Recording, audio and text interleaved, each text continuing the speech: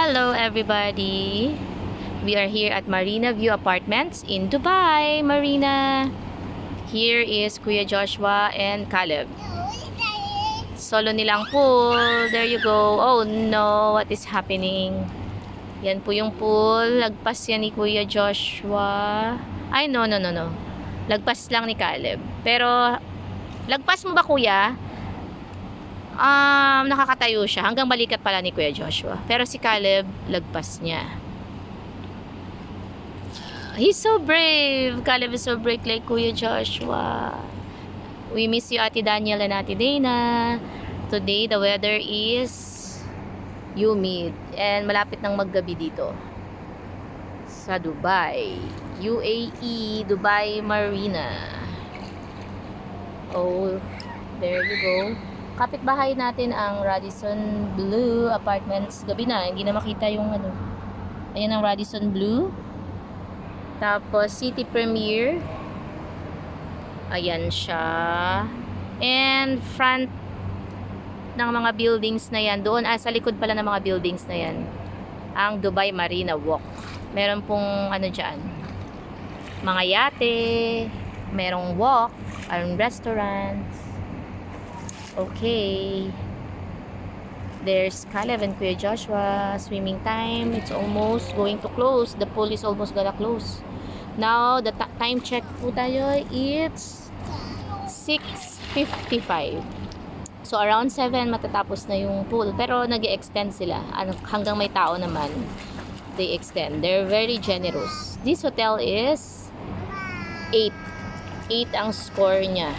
Almost 10. Perfect 10. Comfy bed. Tapos yung room size is okay. Complete amenities, complete facilities, kitchen facilities. That's why I enjoyed staying here kasi kompleto sa kitchen. I can cook, I can iron, I can wash. I can do all my household chores kahit nasa hotel ako. I can cook anything. At nadagdagan pa ng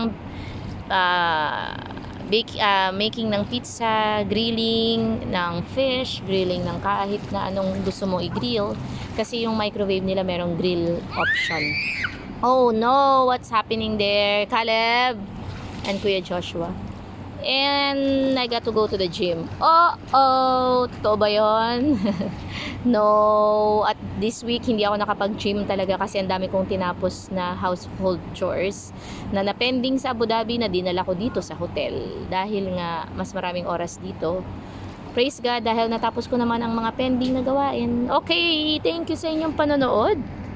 At babay na muna dahil i-end ko na itong video. Punta po kayo dito sa Dubai Marina Apartments, Dubai Marina View Apartments. Napakaganda ng kanilang pool and mababait ang mga tao dito. Yung kanilang housekeeping, always there to help, always there to give kung ano man yung kailangan mo.